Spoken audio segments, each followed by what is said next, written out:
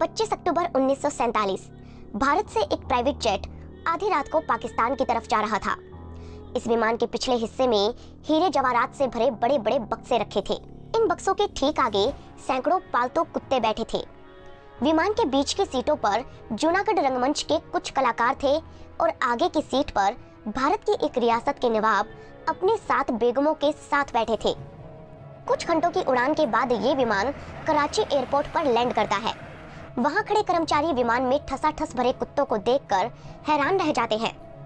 लेकिन इससे भी ज्यादा हैरानी की बात तो ये थी कि अपने पसंदीदा कुत्तों को लाने के चक्कर में नवाब अपनी 2 बीवियों को भारत में ही छोड़ आए थे।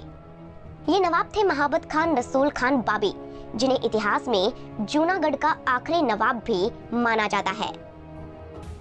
नवाब महाबत खान की कुल 9 शादियां हुई थी और वो अपनी सभी बेगमों से बहुत प्रेम करते थे, लेकिन बेगमों से भी ज्यादा प्यार उन्हें अपने कुत्तों से था। कहते हैं कि उनके पास करीब 800 कुत्ते थे। हर एक के लिए एक अलग नौकर था। ये कुत्ते एसी में रहते, मनपसंद खाना खाते और ठाठ की जिंदगी जीते थे। अगर कोई कुत्ता बीमार पड़ जाता तो उसका इलाज ब्रिटिश डॉक्टर से करवाया जाता था और अगर मर जाता तो उसे पूरे रीति रिवाज के साथ दफनाया जाता और एक दिन का राजकीय शोक भी रखा जाता था। नवाब महाबत खान ने इतिहास की सबसे मशहूर the dog wedding of Junagadh भी करवाई थी। उन्होंने अपनी पसंदीदा फीमेल डॉग रोशन आरा की शादी अपने दीवान के कुत्ते बॉबी के साथ तय की। इस शादी के लिए बकायदा कार्ड छपवाए गए, बड़े बड़े बैंक्वेट तैयार किए गए, पूरे जूनागढ़ को दुल्हन की तरह सजाया गया था। इस शाही शादी में रोशन आरा और बॉबी को हाथी पर बैठाकर बारात निकाली गई। बारात में आए दूसरे कुत्तों की भी खूब आवभगत की गई। उस दौर में इस रॉयल वेडिंग पर कुल 22,000 रुपए खर्च हुए थे, जो आज के समय में 2.5 करोड़ रुपए के बराबर है। लेकिन कुत्तों की शादी पर इतना खर्चा, सोचिए क्या ठाठ वाली जिंदगी रही होगी जूनागढ़ के बाबी नवाबों की। लेकिन अतीत में झांककर देखा जाए तो एक दौर ऐसा भी था जब ये लोग अफगानिस्तान के कबीलों में रहा करते थे और चंद पैसों के लिए लड़ाइयां लड़ते थे। लेकिन भारत में आकर ये नवाब बन गए। पैसा, दौलत, इज्जत, शोहरत और ताकत, भारत ने उन्हें क्या कुछ नहीं दिया। लेकिन फिर भी 15 अगस्त 1947 को ठीक आजादी वाले दिन उन्होंने जूनागढ़ रियासत का विलय पाकिस्तान में कर दिया, बिना ये सोचे समझे कि पाकिस्तान में उनका क्या हश्र होगा। जूनागढ़ को पाकिस्तान में जाने से सरदार पटेल ने कैसे बचाया, ये तो हम आपको पहले ही बता चुके हैं। लेकिन भारत से गद्दारी करने के बाद नवाब का क्या हश्र हुआ, ये जानने के लिए हमें चलना होगा भारत से कोसों दूर अफगानिस्तान की तरफ, बाबी नवाबों के इतिहास में।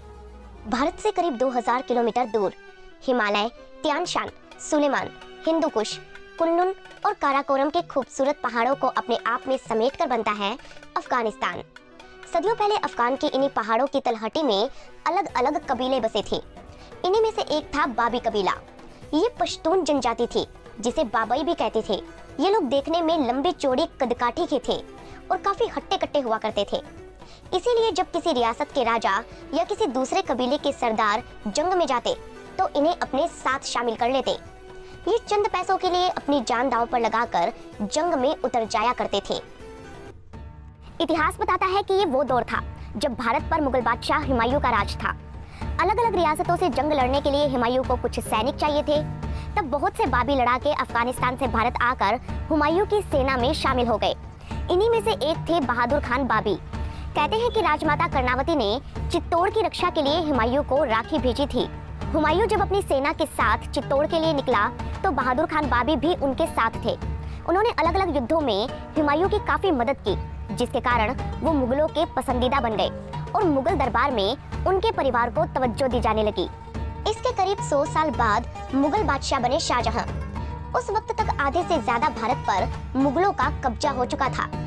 इन्हीं 100 सालों में बाबी समुदाय का रसूख भी मुगल दरबार में काफी बढ़ गया था। ये शाहजहां के वफादार थे, इसीलिए शाहजहां ने काठियावाड़ समेत पूरा गुजरात इन्हें संभालने के लिए दे दिया। इनके रहते मुगलों को गुजरात को लेकर कभी कोई परेशानी नहीं हुई। औरंगजेब के समय ये और भी ताकतवर हो गए। ये वो दौर था जब गुजरात सूबे के बड़े बड़े ओहदों पर बाबी समुदाय के लोग नियुक्त थे। साल 1707 में मुगल बादशाह औरंगजेब का निधन हो गया। लेकिन औरंगजेब ने जीते जी जो जुल्म लोगों पर ढाए थे, उसके कारण मुगल साम्राज्य का पतन होने लगा। अलग अलग रियासतों के राजाओं ने अपने आप को आजाद घोषित कर लिया। ऐसा ही कुछ गुजरात में भी हुआ। यहाँ पर अलग अलग प्रांतों के जितने भी सूबेदार थे, उन्होंने अपने प्रांत को आजाद रियासत और खुद को राजा घोषित कर लिया। हालात ऐसे हो गए कि हर एक गांव एक अलग देश बन गया और हर सूबेदार एक नया राजा। उस दौर में सौराष्ट्र का ये इलाका वाकई 100 अलग अलग राष्ट्रों में बंट गया था। जूनागढ़ से अहमदाबाद जाने के लिए ही आपको 60 से 65 राज्य पार करने पड़ते थे। इस राजनीतिक उठापटक का फायदा उठाकर बाबियों ने भी जूनागढ़, बालासिनोर और राधनपुर पर अपनी हुकूमत कायम कर ली। इस तरह से कभी कबीले में रहने वाले बाबी लोग अब 3 राज्यों के नवाब बन गए। 3000 स्क्वायर मील में फैला जूनागढ़ उस दौर में गुजरात की सबसे बड़ी रियासतों में से एक था। जूनागढ़ कितना महत्वपूर्ण था, इसका अंदाजा आपको थोड़ा और पीछे जाने से हो जाएगा। कहते हैं कि जूनागढ़ का असल इतिहास 2000 साल पुराना है। यहाँ का गिरनार पर्वत हिंदू, जैन और बौद्ध तीनों धर्मों में पवित्र माना गया है।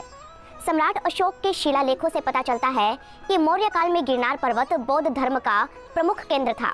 9वीं सदी में यहाँ पर चूड़ासामा राजपूतों का शासन हो गया, जिन्होंने गिरनार पर्वत के प्रवेश द्वार पर ऊपरकोट किला बनवाया।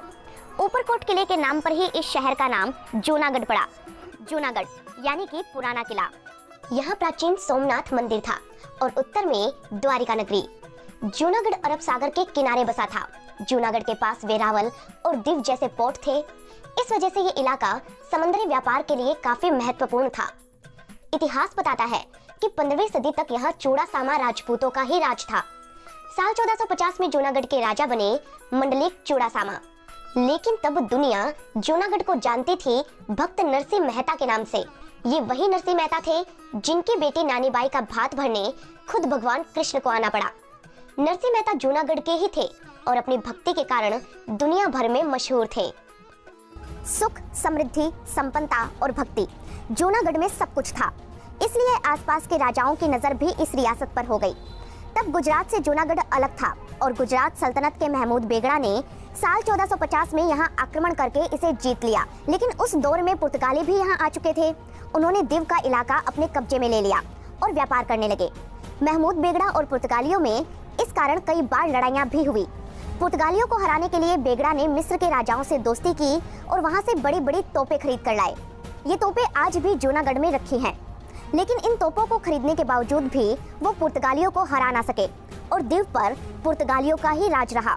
लेकिन वेरावल का पोर्ट अब भी जूनागढ़ के पास था। बाबी नवाबों ने वेरावल समेत छोटे छोटे पोर्ट्स को डेवलप करवाया और समुद्री व्यापार शुरू कर दिया। देखते ही देखते जूनागढ़ ने खूब पैसा कमा लिया और अमीर रियासत बन गई। 1870 में जूनागढ़ के दूसरे नवाब बने महाबत खान सेकंड। कहते हैं कि उन्होंने जूनागढ़ में स्कूल और सड़कें बनवाई और यहाँ बहुत विकास किया। उस दौर में यहाँ सौराष्ट्र के जंगलों का एक बड़ा हिस्सा था। जूनागढ़ के इन जंगलों को गिर के जंगल कहा जाता था और यहाँ पर बड़े बड़े एशियाटिक लायन पाए जाते थे। जंगलों के घटने और लगातार शिकार के कारण गिर के शेर घटते जा रहे थे। इन्हें बचाने के लिए उन्होंने ये नियम बनाया कि कोई भी बिना परमिशन के इन शेरों का शिकार नहीं कर सकता। 1890 में महाबत खान सेकंड के निधन के बाद उनका एक बेहद खूबसूरत मकबरा बनवाया गया।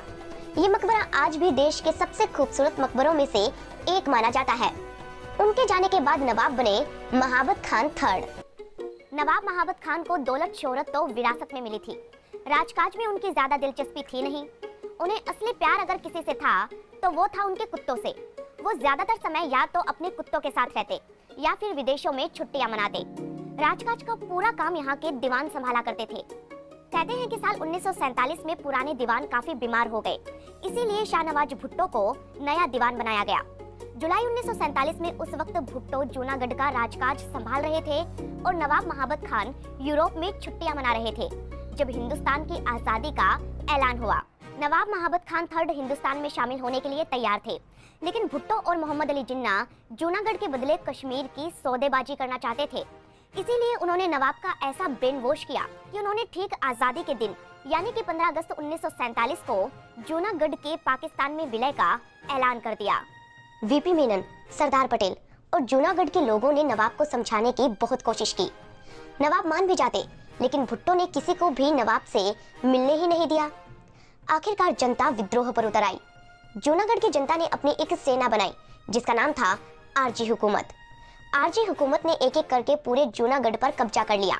हालात इतने खराब हो गए कि जूनागढ़ को भुट्टो के भरोसे छोड़कर नवाब 25 अक्टूबर 1947 की आधी रात को ही पाकिस्तान भाग गए।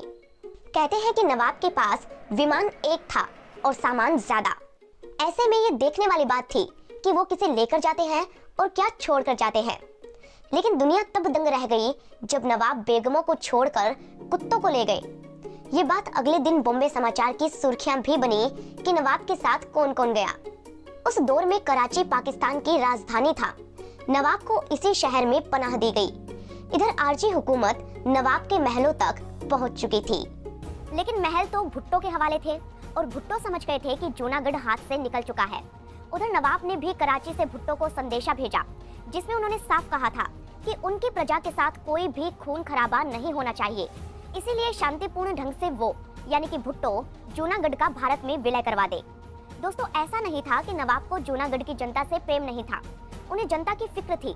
इतिहास बताता है कि जूनागढ़ में मुस्लिम नवाब होते हुए भी कभी हैदराबाद या बंगाल की तरह यहाँ दंगे नहीं हुए। यहाँ के बाबी नवाबों ने कभी हिंदुओं को परेशान नहीं किया। लेकिन भुट्टो और जिन्ना ने नवाब महाबत खान थर्ड का ऐसा ब्रेन वॉश किया कि उन्होंने इतना गलत फैसला कर लिया। खैर, 8 नवंबर को भुट्टो ने भारत सरकार से ये अपील की कि वो जूनागढ़ को कब्जे में ले ले। इसके बाद सरदार पटेल खुद यहाँ पहुँचे और उन्होंने लोगों से पूछा कि जो भी भारत के साथ है वो हाथ ऊंचा कर दे। लोगों ने पुरजोर तरीके से भारत का समर्थन किया। कुछ दिनों बाद जूनागढ़ और आसपास की रियासतों में फिर से वोटिंग हुई, जिसे कवर करने के लिए इस बार इंटरनेशनल मीडिया भी मौजूद था। दुनिया भर से आए रिपोर्टर्स ने देखा कि कैसे जूनागढ़ की जनता खूब खुशी से वंदे मातरम के नारे लगा रही थी और भारत के पक्ष में वोट कर रही थी।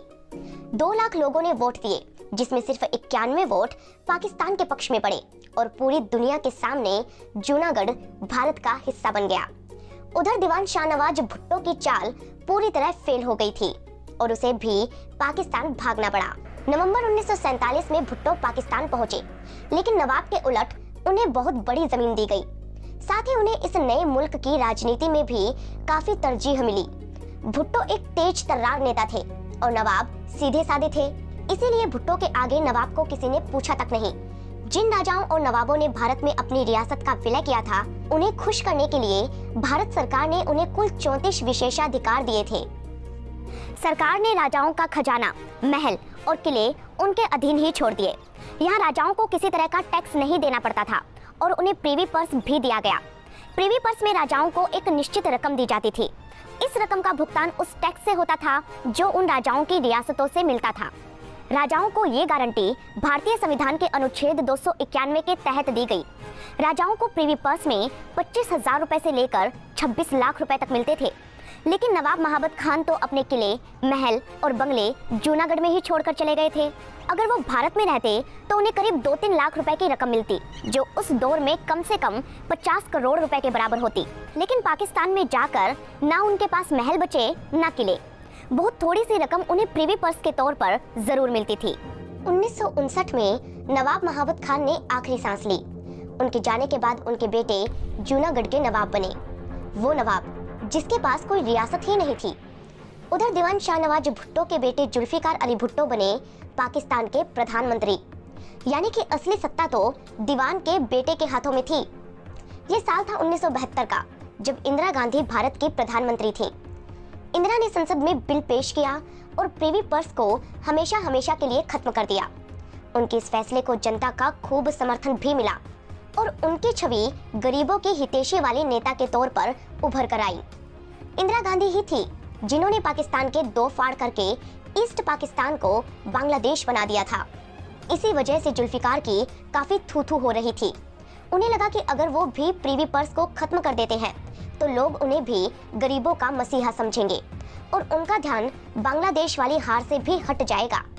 इसीलिए उन्होंने भी इंदिरा गांधी की देखा देखी प्रीवी पर्स को खत्म करने के लिए ऑर्डिनेंस पेश किया, यानी कि अब वो उसी रियासत के नवाब का खर्चा पानी बंद करने वाले थे जिस रियासत के कभी उनके पिता दीवान रहे थे।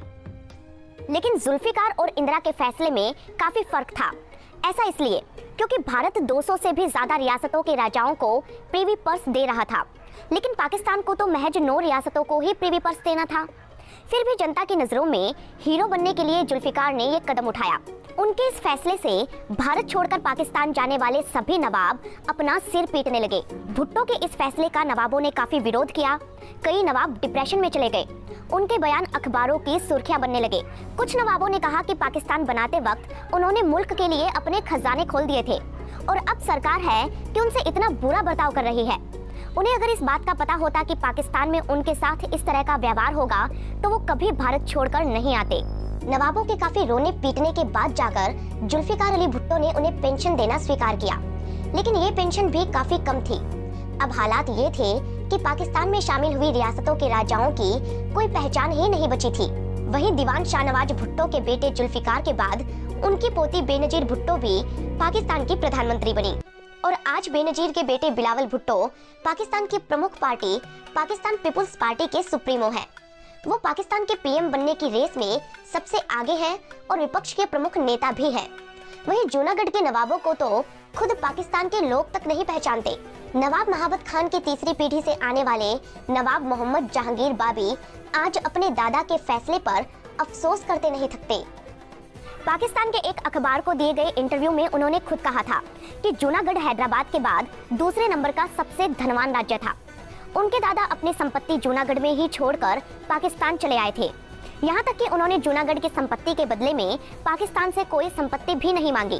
तब भी पाकिस्तान ने उन्हें उनके हाल पर ही छोड़ दिया। पाकिस्तान ने समय के साथ उनकी पेंशन भी नहीं बढ़ाई। आज उन्हें जो पेंशन मिलती है वो चपरासी की सैलरी से भी कम है।